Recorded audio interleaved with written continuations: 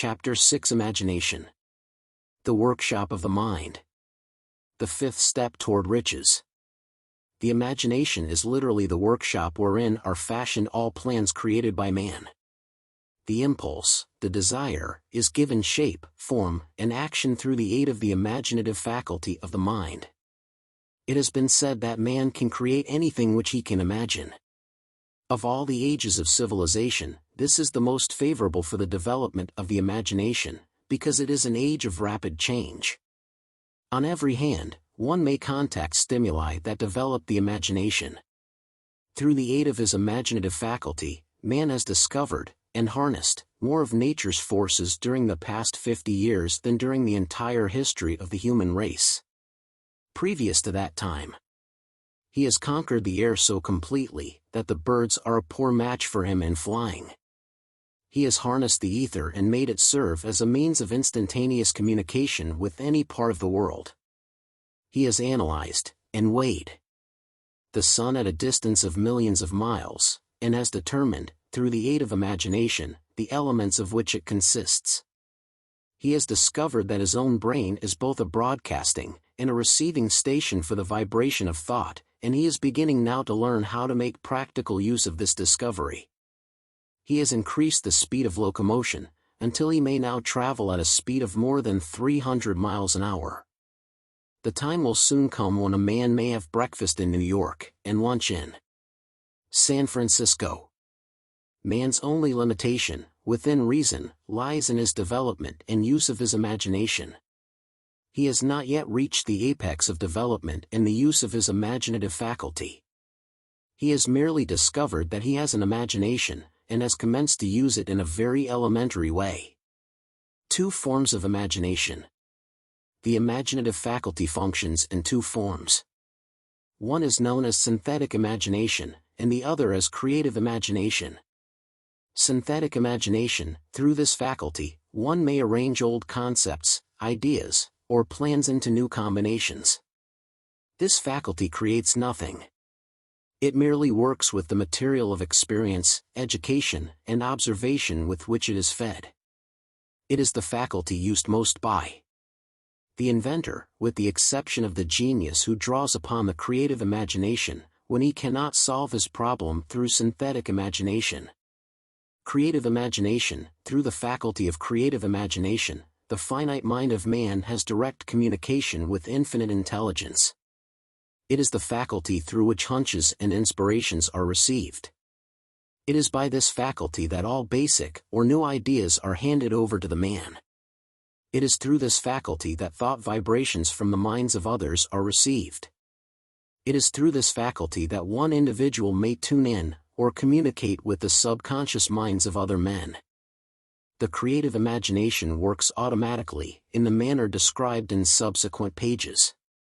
This faculty functions only when the conscious mind is vibrating at an exceedingly rapid rate, for example, when the conscious mind is stimulated through the emotion of a strong desire. The creative faculty becomes more alert, and more receptive to vibrations from the sources mentioned, in proportion to its development through use. This statement is significant. Ponder over it before passing it on. Keep in mind as you follow these principles, that the entire story of how one may convert desire into money cannot be told in one statement. The story will be complete only when one has mastered, assimilated, and begun to make use of all the principles. The great leaders of business, industry, and finance, and the great artists, musicians, poets, and writers became great because they developed the faculty of creative imagination. Both the synthetic and creative faculties of imagination become more alert with use, just as any muscle or organ of the body develops through use. Desire is only a thought, an impulse. It is nebulous and ephemeral. It is abstract, and of no value, until it has been transformed into its physical counterpart. While the synthetic imagination is the one which will be used most frequently, in the process of transforming the impulse of desire into money, you must keep in mind the fact that you may face circumstances and situations which demand the use of the creative imagination as well. your imaginative faculty may have become weak through inaction. It can be revived and made alert through use. This faculty does not die, though it may become quiescent through lack of use. Center your attention, for the time being, on the development of the synthetic imagination, because this is the faculty that you will use more often in the process of converting desire into money. Transformation of the intangible impulse, of desire, into the tangible reality, of money, calls for the use of a plan, or plans. These plans must be formed with the aid of the imagination, and mainly, with the synthetic faculty. Read the entire book through, then come back to this chapter, and begin at once to put your imagination to work on the building of a plan, or plans, for the transformation of your desire into money. Detailed instructions for the building of plans have been given in almost every chapter. Carry out the instructions best suited to your needs, and reduce your plan to writing, if you have not already done so. The moment you complete this, you will have definitely given concrete form to the intangible desire. Read the preceding sentence once more. Read it aloud, very slowly, and as you do so, remember that the moment you reduce the statement of your desire, and a plan for its realization, to writing, you have actually taken the first of a series of steps, which will enable you to convert the thought into its physical counterpart. The earth on which you live, you, yourself, and every other material thing are the result of evolutionary change, through which microscopic bits of matter have been organized and arranged in an orderly fashion. Moreover, in this statement is of stupendous importance: this earth, every one of the billions of individual cells of your body, and every atom of matter began as an intangible form of energy. Desire is thought impulse. Thought impulses are forms of energy. When you begin with the thought impulse, desire, to accumulate money, you are drafting into your service the same stuff that nature used in creating this earth, and every material form in the universe, including the body and brain in which the thought impulses function. As far as science has been able to determine, the entire universe consists of but two elements: matter and energy. Through the combination of energy and matter, has created everything perceptible to man, from the largest star which floats in the heavens, down to, and including man, himself. You are now engaged in the task of trying to profit by nature's method. You are, sincerely and earnestly, we hope, trying to adapt yourself to nature's laws, by endeavoring to convert desire into its physical or monetary equivalent. You can do it. It has been done before. You can build a fortune with the aid of laws that are immutable. But, first, you must become familiar with these laws, and learn to use them. Through repetition, and by approaching the description of these principles from every conceivable angle, the author hopes to reveal to you the secret through which every great fortune has been accumulated. Strange and paradoxical as it may seem, the secret is not a secret. Nature, herself, advertises it. In the earth on which we live, the stars, the planets suspended within our view, in the elements above and around us, in every blade of grass, and every form of life within our vision. Nature advertises this secret in the terms of biology, in the conversion of a tiny cell, so small that it may be lost on the point of a pin, into the human being now reading this line. The conversion of desire into its physical equivalent is, certainly, no more miraculous.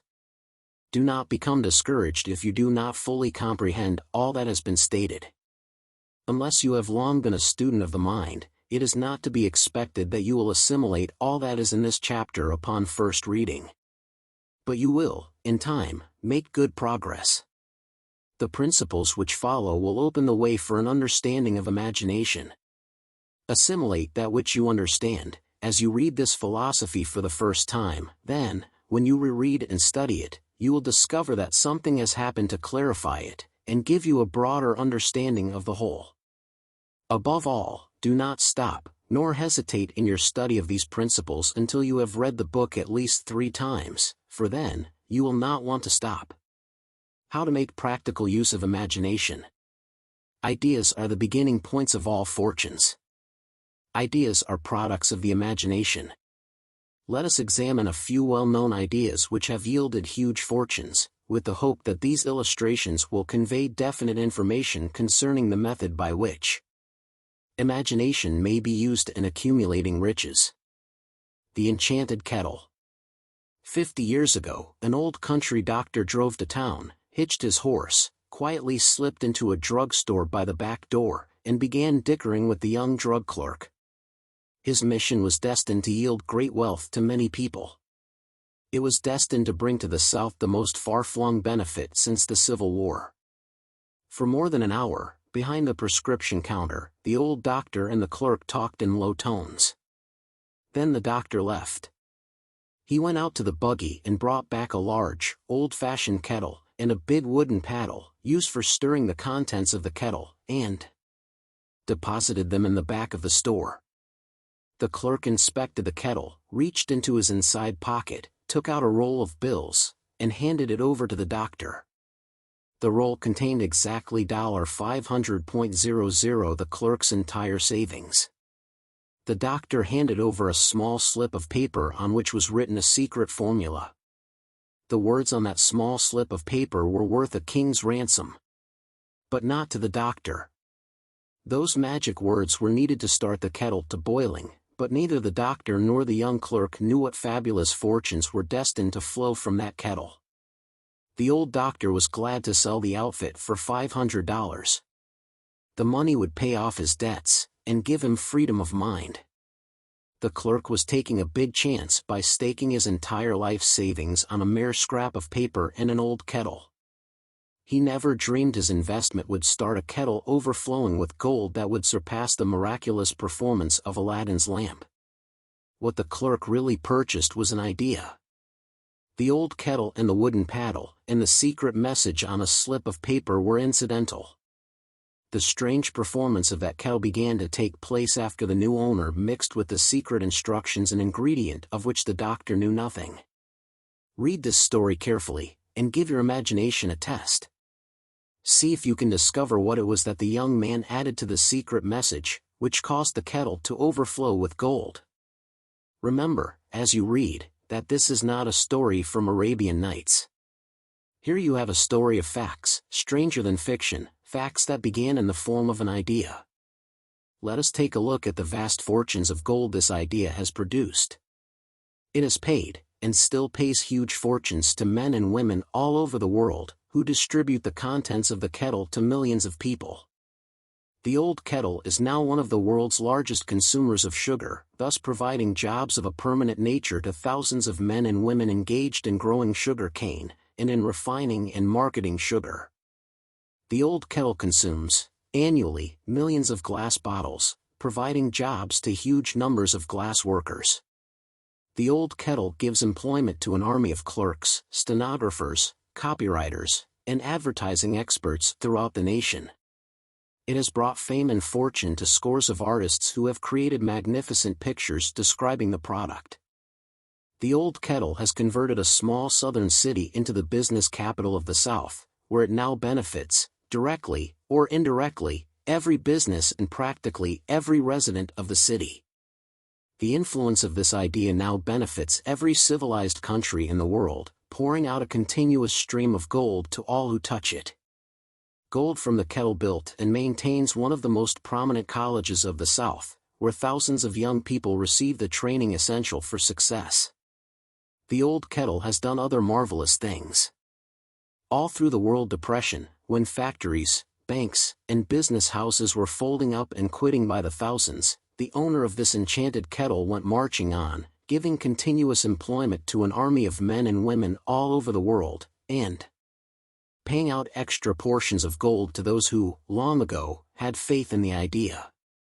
If the product of that old brass kettle could talk, it would tell thrilling tales of romance in every language.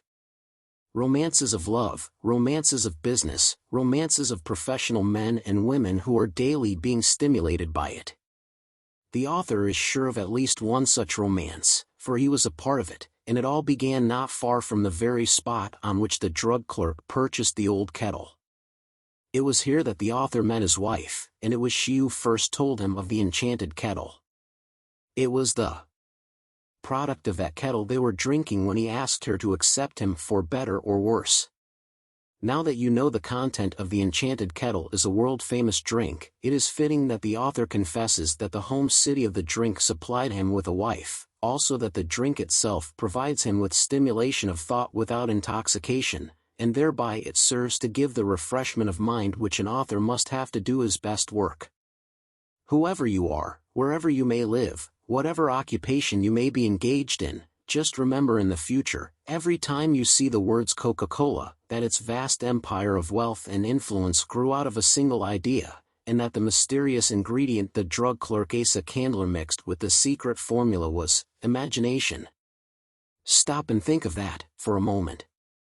Remember, also, that the 13 steps to riches, described in this book, were the media through which the influence of Coca-Cola has been extended to every city, town, village, and crossroads of the world, and that any idea you may create, as sound and meritorious as Coca-Cola, has the possibility of duplicating the stupendous record of this worldwide thirst killer. Truly, thoughts are things, and their scope of operation is the world itself. What I would do if I had $1 million. This story proves the truth of that old saying, where there's a will, there's a way. It was told to me by that beloved educator and clergyman, the late Frank W. Gonzalez, who began his preaching career in the Stockyards region of South Chicago. While Dr. Gonzalez was going through college, he observed many defects in our educational system he believed he could correct if he were the head of a college. His deepest desire was to become the directing head of an educational institution in which young men and women would be taught to learn by doing. He made up his mind to organize a new college in which he could carry out his ideas, without being handicapped by orthodox methods of education. He needed $1 million to put the project across. Where was he to lay his hands on so large a sum of money? That was the question that absorbed most of this ambitious young preacher's thought. But he couldn't seem to make any progress. Every night he took that thought to bed with him. He got up with it in the morning. He took it with him everywhere he went.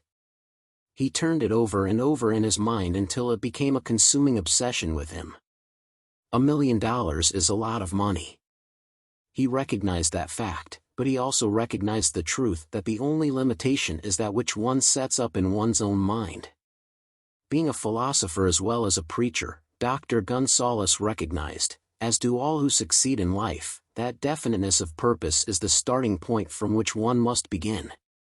He recognized, too, that definiteness of purpose takes on animation, life, and power when backed by a burning desire to translate that purpose into its material equivalent. He knew all these great truths, yet he did not know where or how to lay his hands on $1 million. The natural procedure would have been to give up and quit, by saying, "Ah well, my idea is a good one, but I cannot do anything with it, because I never can procure the necessary $1 million." That is exactly what the majority of people would have said, but it is not what Dr. Gonzalez said. What he said, and what he did are so important that I now introduce him, and let him speak for himself. One Saturday afternoon I sat in my room thinking of ways and means of raising the money to carry out my plans. For nearly 2 years, I had been thinking, but I had done nothing but think. The time had come for action. I made up my mind, then and there, that I would get the necessary $1 million within a week. How? I was not concerned about that. The main thing of importance was the decision to get the money within a specified time, and I want to tell you that the moment I reached a definite decision to get the money within a specified time, a strange feeling of assurance came over me, such as I had never before experienced. Something inside me seemed to say, "Why didn't you reach that decision a long time ago? The money was waiting for you all the time." Things began to happen in a hurry. I called the newspapers and announced I would preach a sermon the following morning, entitled, "What I Would Do If I Had $1 Million." I went to work on the sermon immediately, but I must tell you, frankly, the task was not difficult, because I had been preparing that sermon for almost 2 years. The spirit back of it was a part of me. Long before midnight I had finished writing the sermon. I went to bed and slept with a feeling of confidence, for I could see myself already in possession of the $1 million. Next morning I arose early, went into the bathroom, read the sermon, then knelt on my knees and asked that my sermon might come to the attention of someone who would supply the needed money. While I was praying I again had that feeling of assurance that the money would be forthcoming. In my excitement, I walked out without my sermon and did not discover the oversight until I was in my pulpit and about ready to begin delivering it. It was too late to go back for my notes, and what a blessing that I couldn't go back. Instead, my own subconscious mind yielded the material I needed. When I arose to begin my sermon, I closed my eyes and spoke with all my heart and soul of my dreams. I not only talked to my audience, but I fancy I talked also to God. I told them what I would do with $1 million if that amount were placed in my hands. I described the plan I had in mind for organizing a great educational institution, where young people would learn to do practical things, and at the same time develop their minds. When I had finished and sat down, a man slowly arose from his seat, about 3 rows from the rear, and made his way toward the pulpit. I wondered what he was going to do. He came into the pulpit, extended his hand, and said, "Reverend, I liked your sermon. I believe you can do everything you said you would if you had $1 million. To prove that I believe in you in your sermon, if you will come to my office tomorrow morning, I will give you $1 million. My name is Philip D. Armour." Young Gonzalez went to Mr. Armour's office and the $1 million was presented to him. With the money, he founded the Armour Institute of Technology. That is more money than the majority of preachers ever see in an entire lifetime, yet the thought impulse back of the money was created in the young preacher's mind in a fraction of a minute. The necessary $1 million came as a result of an idea. Back of the idea was a desire which young Gonzalez had been nursing in his mind for almost 2 years. Observe this important fact. He got the money within 36 hours after he reached a definite decision in his own mind to get it, and decided upon a definite plan for getting it. There was nothing new or unique about young Gonzalez' vague thinking about $1 million, and weakly hoping for it. Others before him, and many since his time, have had similar thoughts. But there was something very unique and different about the decision he reached on that memorable Saturday, when he put vagueness into the background, and definitely said, "I will get that money within a week." God seems to throw himself on the side of the man who knows exactly what he wants if he is determined to get just that. Moreover, the principle through which Dr. Gonzalez got his $1 million is still alive. It is available to you. This universal law is as workable today as it was when the young preacher made use of it so successfully. This book describes step by step the 13 elements of this great law, and suggests how they may be put to use. Observe that Asa Candler and Dr. Frank Gonzalez had one characteristic in common. Both knew the astounding truth that ideas can be transmuted into cash through the power of definite purpose, plus definite plans. If you are one of those who believe that hard work and honesty, alone, will bring riches, perish the thought. It is not true. Riches, when they come in huge quantities, are never the result of hard work. Riches come, if they come at all, in response to definite demands. Based upon the application of definite principles, and not by chance or luck. Generally speaking, an idea is an impulse of thought that impels action, by an appeal to the imagination. All master salesmen know that ideas can be sold where merchandise cannot. Ordinary salesmen do not know this. That is why they are ordinary. A publisher of books, which sell for a nickel, made a discovery that should be worth much to publishers generally. He learned that many people buy titles, and not the contents of books. By merely changing the name of one book that was not moving, his sales of that book jumped upward by more than 1 million copies. The inside of the book was not changed in any way. He merely ripped off the cover bearing the title that did not sell and put on a new cover with a title that had box office value. That, as simple as it may seem, was an idea. It was imagination. There is no standard price on ideas. The creator of ideas makes his own price, and, if he is smart, gets it. The moving picture industry created a whole flock of millionaires. Most of them were men who couldn't create ideas, but they had the imagination to recognize ideas when they saw them. The next flock of millionaires will grow out of the radio business, which is new and not overburdened with men of keen imagination. The money will be made by those who discover or create new and more meritorious radio programs and have the imagination to recognize merit and to give the radio listeners a chance to profit by it. The sponsor, that unfortunate victim who now pays the cost of all radio entertainment, soon will become idea conscious and demand something for his money. The man who beats the sponsor to the draw and supplies programs that render useful service is the man who will become rich in this new industry. Crooners and light chatter artists who now pollute the air with wisecracks and silly giggles will go the way of all light timbers, and their places will be taken by real artists who interpret carefully planned programs which have been designed to service the minds of men, as well as provide entertainment. Here is a wide-open field of opportunity screaming its protest at the way it is being butchered, because of lack of imagination, and begging for rescue at any price. Above all, the thing that radio needs is new ideas. If this new field of opportunity intrigues you, perhaps you might profit by the suggestion that the successful radio programs of the future will give more attention to creating buyer audiences, and less attention to listener audiences. Stated more plainly, the builder of radio programs who succeeds in the future must find practical ways to convert listeners into buyers.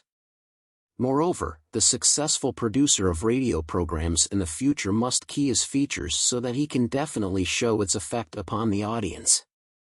Sponsors are becoming a bit weary of buying glib selling talks, based upon statements grabbed out of thin air. They want, and in the future will demand, indisputable proof that the Who's It program not only gives millions of people the silliest giggle ever, but that the silly giggler can sell merchandise. Another thing that might as well be understood by those who contemplate entering this new field of opportunity: radio advertising is going to be handled by an entirely new group of advertising experts, separate and distinct from the old-time newspaper and magazine advertising agency men. The old-timers in the advertising game cannot read the modern radio scripts, because they have been schooled to see ideas.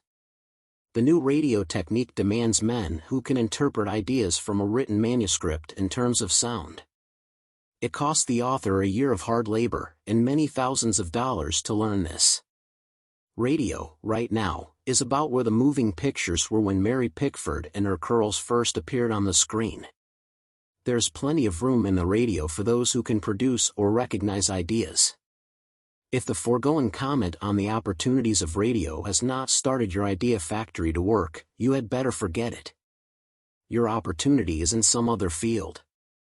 If the comment intrigued you in the slightest degree, then go further into it, and you may find the one idea you need to round out your career. Never let it discourage you if you have no experience in radio. Andrew Carnegie knew very little about making steel. I have Carnegie's own word for this, but he made practical use of two of the principles described in this book, and made the steel business yield him a fortune. The story of practically every great fortune starts with the day when a creator of ideas and a seller of ideas got together and worked in harmony.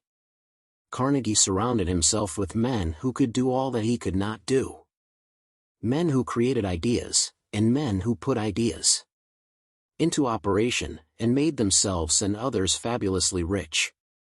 Millions of people go through life hoping for favorable breaks. Perhaps a favorable break can get one an opportunity, but the safest plan is not to depend upon luck. It was a favorable break that gave me the biggest opportunity of my life, but 25 years of determined effort had to be devoted to that opportunity before it became an asset. The break consisted of my good fortune in meeting and gaining the cooperation of Andrew Carnegie. On that occasion, Carnegie planted in my mind the idea of organizing the principles of achievement into a philosophy of success. Thousands of people have profited from the discoveries made in the 25 years of research, and several fortunes have been accumulated through the application of philosophy. The beginning was simple. It was an idea that anyone might have developed. The favorable break came through Carnegie, but what about the determination, definiteness of purpose, and desire to attain the goal and the persistent effort of 25 years? It was no ordinary desire that survived disappointment, discouragement, temporary defeat, criticism, and the constant reminding of waste of time. It was a burning desire. An obsession. When the idea was first planted in my mind by Mr. Carnegie, it was coaxed, nursed, and enticed to remain alive. Gradually, the idea became a giant under its own power, and it coaxed, nursed, and drove me. Ideas are like that. First you give life and action and guidance to ideas, then they take on power of their own and sweep aside all opposition. Ideas are intangible forces, but they have more power than the physical brains that give birth to them. They have the power to live on, after the brain that creates them has returned to dust. For example, take the power of Christianity. That began with a simple idea, born in the brain of Christ. Its chief tenet was, do unto others as you would have others do unto you. Christ has gone back to the source from whence he came, but his idea goes marching on. Someday, it may grow up and come into its own, then it will have fulfilled Christ's deepest desire. The idea has been developing only 2,000 years. Give it time.